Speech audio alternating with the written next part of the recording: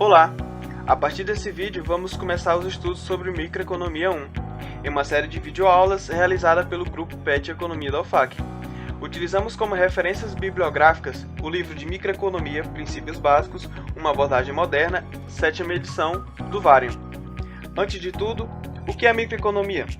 O propósito da microeconomia é buscar explicar o comportamento dos agentes econômicos individualmente. Iremos abordar a teoria da demanda, buscando mostrar o comportamento do consumidor. Iniciaremos então nossos estudos pelo capítulo 1, o mercado.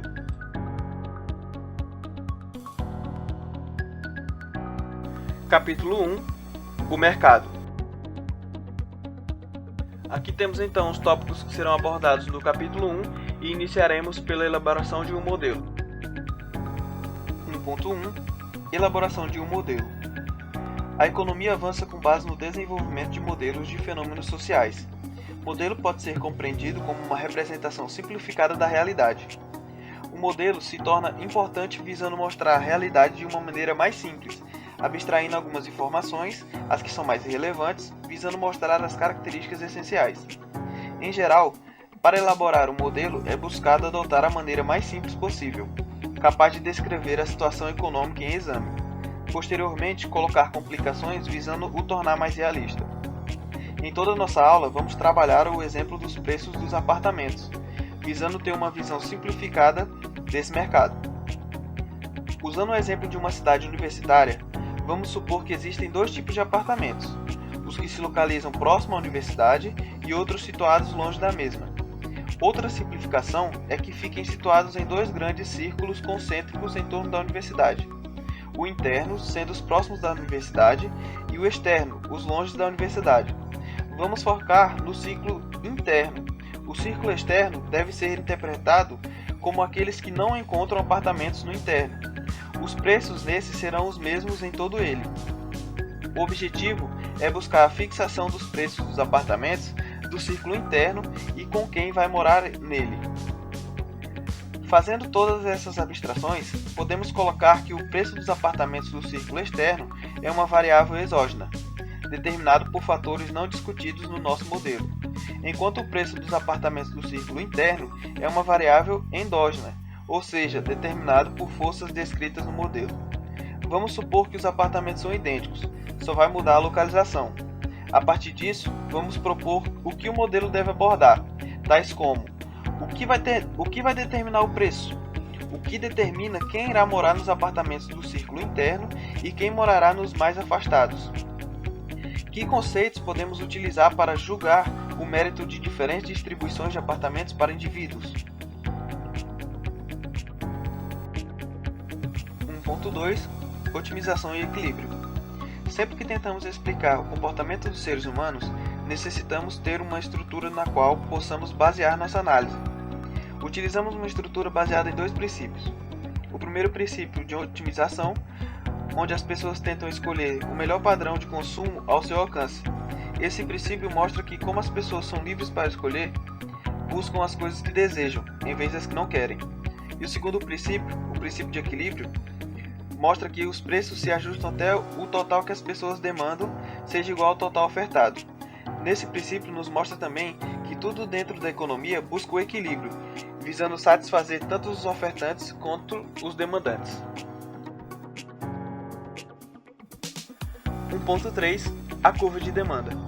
Um conceito bastante utilizado dentro da economia é o preço de reserva, sendo ele a quantia máxima que uma pessoa está disposta a pagar por alguma coisa. Ele é o preço máximo que uma pessoa aceitará pagar por um bem e ainda assim o comprar. Em outras palavras, o preço de reserva de uma pessoa é o preço em relação ao qual essa pessoa é indiferente entre comprar ou não comprar o bem. Em nosso exemplo, se uma pessoa possui o preço de reserva P, isso significa que ela é exatamente indiferente entre morar no círculo interno e pagar um preço P ou morar no círculo externo. Uma curva que expressa a relação entre a quantidade demandada e os preços é chamada de curva de demanda. Voltando ao nosso exemplo dos apartamentos, podemos expressar sua curva de demanda como relação dos preços e quantas pessoas estão dispostas a alugar por cada preço. É possível perceber que a curva por apartamentos possui inclinação descendente. À medida que os preços dos apartamentos caem, uma quantidade maior de pessoas estará dispostas a alugar os apartamentos. Temos aqui então um gráfico representando a curva de demanda de apartamentos com muitos demandantes. Devido ao grande número de demandantes, os saltos entre os preços serão pequenos e a curva de demanda possuirá convencional formato suave. 1.4 A curva de oferta. Supondo que existem muitos proprietários independentes, podemos nos referir que o mercado de apartamentos é um mercado competitivo. Sendo assim, todos eles vão tentar obter o lucro máximo. A curva de oferta tende a variar dependendo do horizonte de tempo observado. No longo prazo, pode aumentar tendo em vista que mais apartamentos podem ser construídos. Já no curto prazo, isso não pode acontecer. Nesse caso, a curva de oferta será uma reta vertical, pois o número de apartamentos é constante. Seja qual for o preço cobrado, o mesmo número de apartamentos será alugado, ou seja, todos os que estiverem disponíveis naquele período. Na figura 1.3, mostra a curva de oferta no curto prazo. A oferta de apartamentos é fixa no curto prazo. 1.5 O equilíbrio de mercado. É possível representar os lados da demanda e da oferta do mercado de apartamentos. Na figura 1.4, utilizamos P* para representar o preço no qual a quantidade de apartamentos demandados se iguala à quantidade de apartamentos ofertados. Esse é o preço de equilíbrio dos apartamentos. A esse preço, todo consumidor que está disposto a pagar P* pode encontrar um apartamento, e todos os proprietários estão dispostos a alugar seu imóvel ao preço corrente de mercado. Podemos nos referir a essa situação como um equilíbrio, onde nenhuma mudança do comportamento será observada. Se surgir um preço menor do que o preço de equilíbrio, a demanda será maior do que a oferta. Sendo assim, alguns dos proprietários terão mais pessoas interessadas do que podem atender, havendo capacidade ociosa na demanda. Agora, se imaginarmos um preço dos apartamentos que seja maior do que o preço de equilíbrio, alguns apartamentos estarão vagos. Haverá menos pessoas dispostas a pagar do que os apartamentos disponíveis.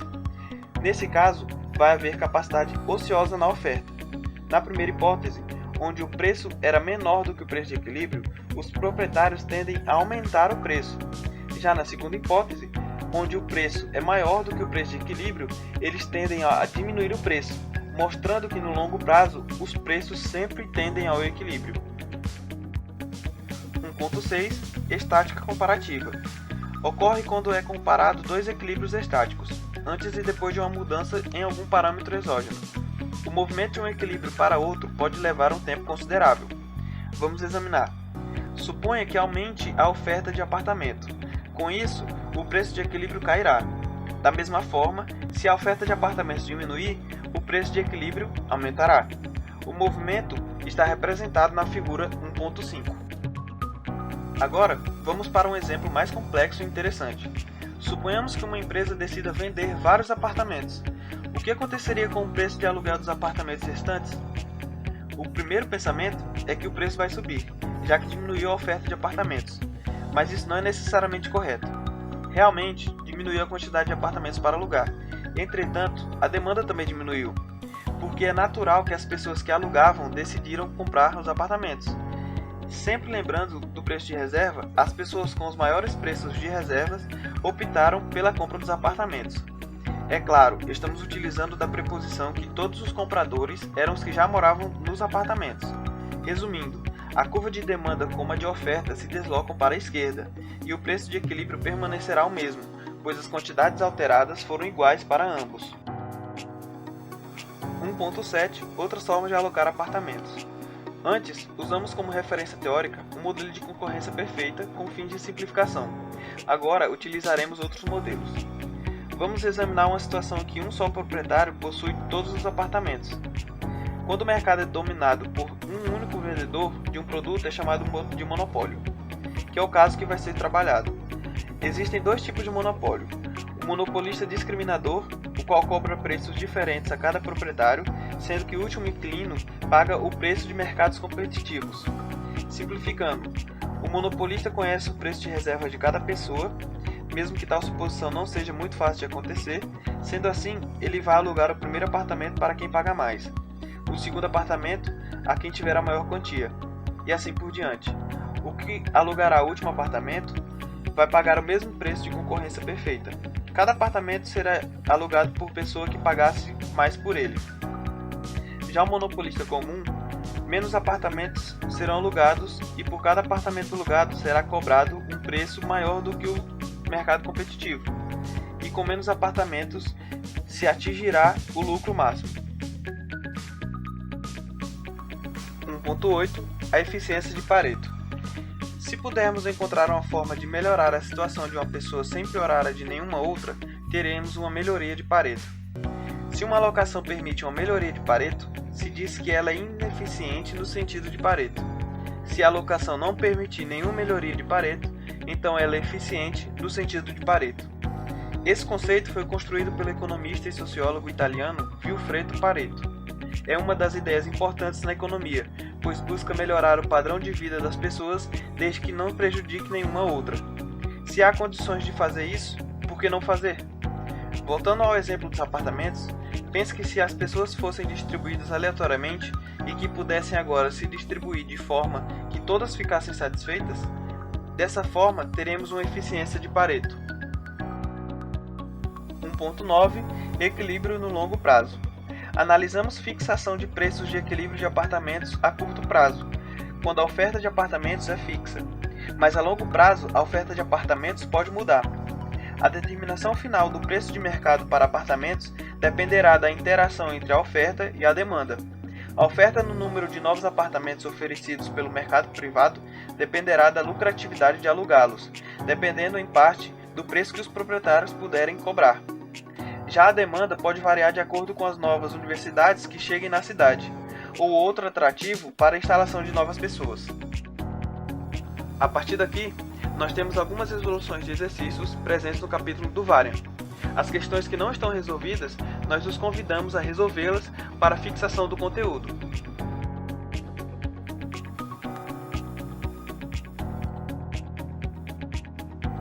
E assim se encerra nossa primeira aula sobre Microeconomia 1. Obrigado pela atenção e siga nossas redes sociais para ficar por dentro de todas as atividades desenvolvidas pelo PET Economia. Obrigado!